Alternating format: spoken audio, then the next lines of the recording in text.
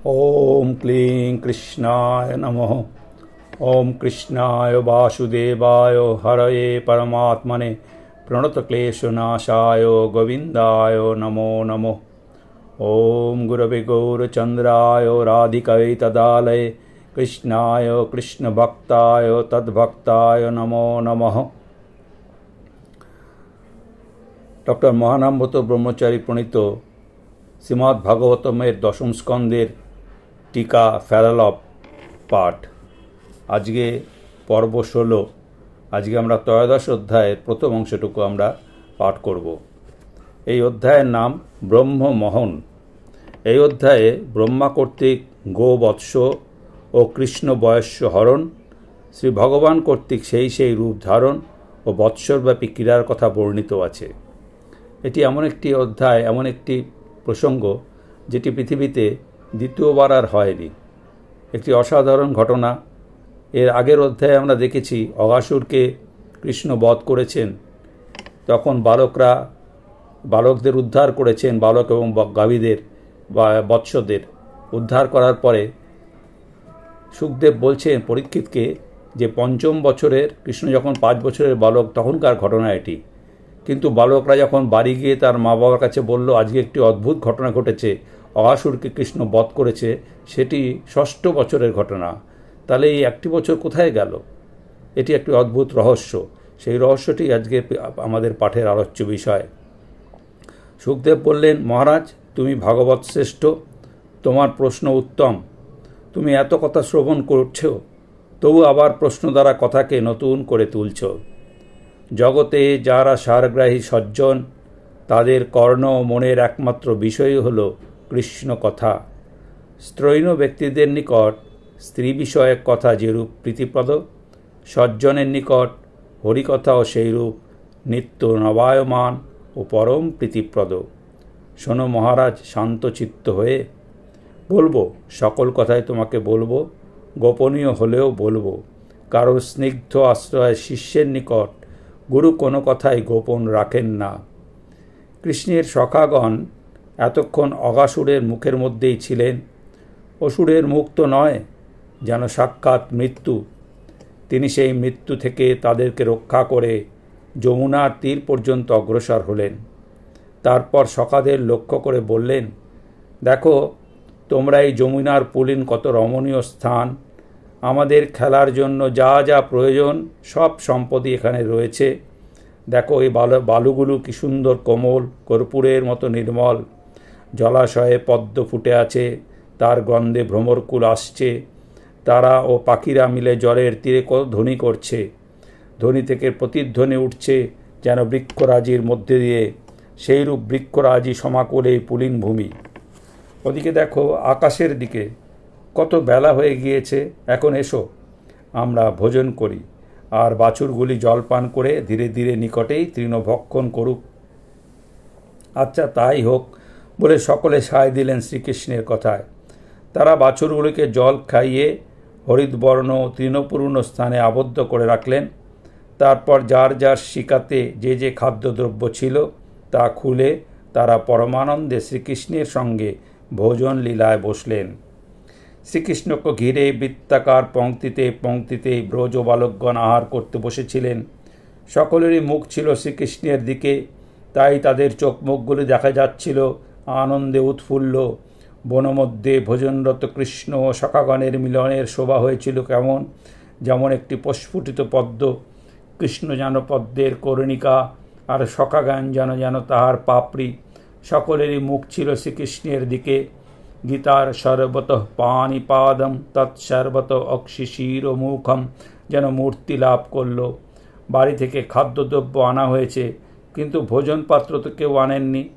কেউ পুষ্প, কেউ পত্র, কেউ পল্লব, কেউ অঙ্কুর, কেউ ফল, কেউ শিখা, কেউ বৃক্ষের বল্কলসমূহ, কেউ পাথরের খণ্ড দ্বারা ভোজন পাত্র তৈরি করে নিয়ে ভোজন করতে লাগলো। শ্রীকৃষ্ণের সঙ্গে বালকগণ নিজ নিজ খাদ্যদ্রব্যের বিশেষ বিশেষ আস্বাদন পরস্পরকে করিয়ে কত হেসে হেসে ভোজন করতে লাগলো। সকল যজ্ঞের ভোক্তা শ্রীকৃষ্ণ বসেছেন বালকগণের মধ্যস্থলে। কি শোভাই না হয়েছে! শ্রীকৃষ্ণ বসেছেন হাঁটু জোড়া করে, উদর ও বসনের মধ্যে বাঁশিটি গোজা, শিঙা ও পাচনি বাম বগলে, বাম হস্তের তালুতে দধিমাখা অন্নের গ্রাস, অন্নের সঙ্গে খাবার উপযুক্ত কত রকমারি ফল রেখেছেন আঙুরের ফাঁকে ফাঁকে। কর্ণিকার মতো তিনি রয়েছেন সকলের মধ্যে ও সকলের অভিমুখে, ক্ষণে ক্ষণে তাদেরকে হাসাচ্ছেন কত না পরিহাস বাক্যে। এই দৃশ্য দর্শনে স্বর্গবাসী দেবগণ আশ্চর্যান্বিত। তারা দর্শন করছেন বিমান থেকে শ্রীকৃষ্ণের অপূর্ব পুলীন ভোজন লীলা। শ্রী গোবিন্দগত প্রাণ বালকগণ এইভাবে ভোজন লীলা করছে। এমন সময় বৎসগণ তৃণলোভে দূর বনে গমন করল। গোবৎসগণকে দেখতে না পেয়ে গোপবালকেরা তো ভীত ও সন্ত্রস্ত হয়ে পড়ল। তাদেরকে ওইরূপ দেখে ভগবান শ্রীকৃষ্ণ বললেন, সখাগণ, তোমরা আহারে বিরত হও না, আমি এখনই বাছুরগুলি এই স্থানে আনব। এই জগতে সকলেই ভয় করে মৃত্যুকে, সেই মৃত্যুও যার ভয়ে কম্পমান তিনি হচ্ছেন ভগবান শ্রীকৃষ্ণ। শ্রীকৃষ্ণ এইভাবে হাতে দধিমাখা অন্নের গ্রাস নিয়েই ছুটলেন। ভক্তের দেওয়া দ্রব্য তো ফেলতে পারেন না, ভক্ত সঙ্গ ছাড়া একাকী খেতেও পারেন না। সখাগণও হাত তুলে বসে রইলেন, কৃষ্ণ না ফিরিলে খাবেন না। তিনি ছুটলেন বাছুরের খোঁজে পর্বতে, গুহায়, গুহার লতাচ্ছন্ন কুঞ্জ কুটিরে, সর্বত্র অনুসন্ধান করতে লাগলেন, কিন্তু কোথাও পেলেন না। হলোটা কি? নানা স্থানে বাছুরগুলো খোঁজাখুঁজি করে শ্রীকৃষ্ণ তাদের কোনো সন্ধান পেলেন না। ভাবলেন সখাদের সঙ্গে মিলে খুঁজবেন, কিন্তু পুলিনে ফিরে এসে সখাগণকেও দেখতে পেলেন না। তখন তিনি অতি ব্যাকুল হয়ে বনের মধ্যে বৎস ও বয়স্যগণকে অন্বেষণ করতে লাগলেন। ভক্ত ভগবানকে সর্বদা অনুসন্ধান করে পায় না। আজ ভগবান ভক্তদের অনুসন্ধান করছেন, তিনিও অনুসন্ধান করেও পাচ্ছেন না। এটি একটি অপূর্ব লীলা, মহামাধুর্য। বাছুরগুলি ও বালকগুলি কোথায় গেল ভেবে যখন কৃষ্ণ একেবারে আকুল হলেন, সঙ্গীহারা ও পথহারা হয়ে কিভাবে ঘরে ফিরবেন ভেবে অসহায় শিশুর মতো অতি বেদনার্ত হলেন, তখন সেই বিশ্ববীর সহসা জানতে পারলেন এই সমস্ত ব্রহ্মা ঠাকুরের কাণ্ড। সহসা সর্বজ্ঞত্ব ও সর্বশক্তিময়ত্ব শক্তির প্রকাশ।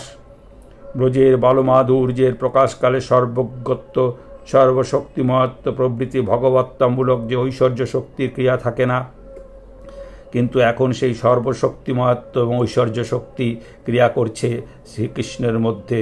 তাই তিনি জানতে পারলেন যে এই সমস্তই ব্রহ্মার কার্য। গাত্ররক্ষীবৎ দূরে থাকে তখন, আর এখন প্রভু কৃষ্ণকে বিষাদিত দেখে সেই সর্বজ্ঞ শক্তি সাহস করে সেবায় আসতেই সহসা তিনি জানতে পারলেন এই সকলই ব্রহ্মার কাণ্ড। শ্রীকৃষ্ণ চিন্তা করলেন, কি করলে ব্রজের জননীগণের আনন্দ হয় এবং ব্রহ্মারও উচিত শিক্ষা হয়। এটা ভেবে তিনি নিজে নিজেকে বৎস পালকে এই দ্বিবিধ রূপে রচনা করলেন। ব্রজের জননীগণের অন্তরে ইচ্ছা ছিল শ্রীকৃষ্ণকে তারা নিজ পুত্ররূপে লাভ করেন। নিজ নিজ পুত্র অপেক্ষা তারা কৃষ্ণকে অধিক ভালোবাসতেন।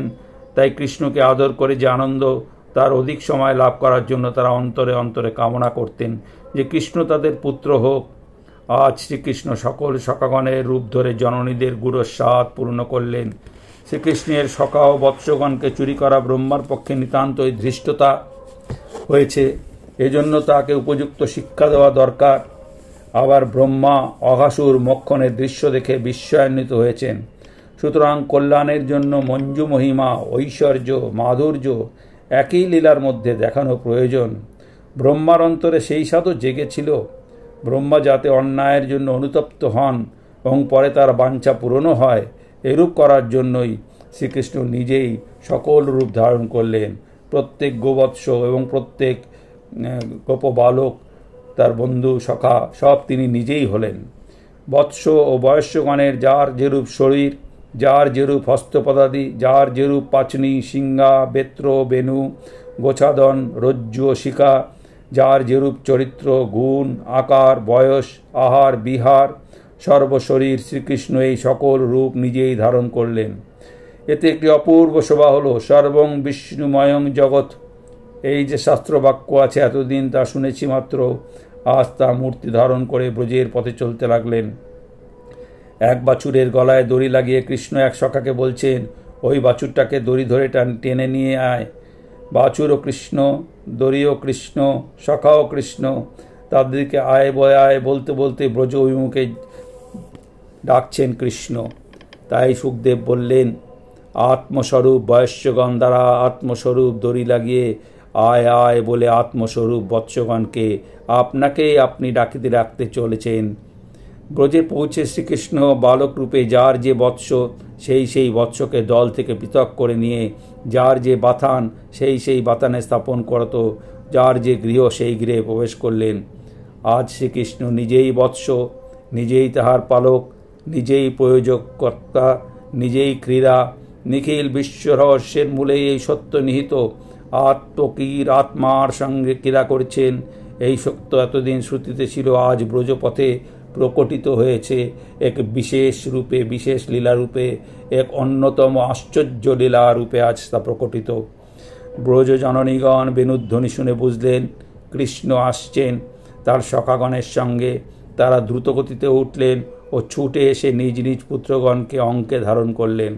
আসলে কিন্তু পুত্র মনে করে নিজ আনন্দে পূর্ণ ব্রহ্মকে দুই হাতে বক্ষে তুলে সুধার মতো স্বাদ ও মদ্যের মতো মাদক স্নেহ করিত স্তন্য দ্বারা পান করাতে লাগলেন।